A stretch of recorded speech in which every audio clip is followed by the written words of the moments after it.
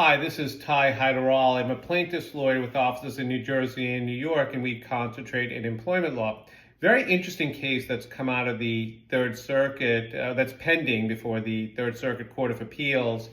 It's called Massey versus Borough of Bergenfield. And in that case, it deals with the issues of reverse discrimination. So let's say you're a member of the majority group, like you're Caucasian or male or under the age of 40, and you're pursuing a claim of discrimination. And you're saying, in essence, what Deputy Chief Massey was saying, which is, listen, I was not promoted to the chief of police, and the reason I wasn't promoted is because I'm Caucasian.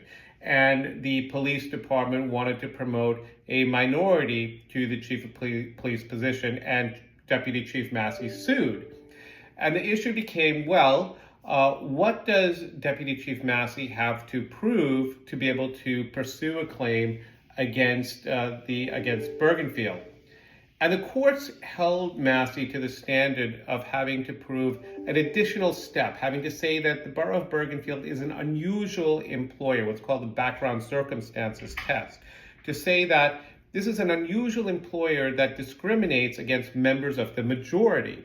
And in New Jersey, under the law against discrimination, this has long been the law of the land for many, many years. Well, there's a case that came down in the U.S. Supreme Court, United States Supreme Court, called Ames versus Ohio.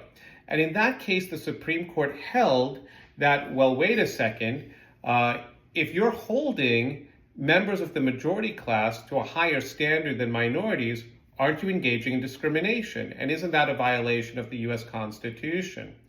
And the court held it is. And the court said, from henceforth going forward, there will be no requirement for members of the majority to have to go through this additional hurdle of proving the unusual employer. It's a level playing field. Whether you're African American or Caucasian, the standard's the same. So the same issue now is pending before the Third Circuit Court of Appeals in New Jersey, saying, well, you know, that case that was dealt with by the United States Supreme Court had to do with Title VII, which is a statute, a federal statute that deals with discrimination, a different statute than the New Jersey law against discrimination. However, the concepts, the issues at play are kind of similar, right? I mean, if it violates the United States Constitution to hold members of the majority class to a higher standard than minorities, well, then how can we interpret the New Jersey law against discrimination in a way that's contrary to the United States Constitution? That's the issue. That's the issue that's pending before the Third Circuit Court of Appeals in New Jersey. There's one other issue which is very interesting, which is the Third Circuit Court of Appeals is also saying, well, wait a second, who is the best court to decide this issue?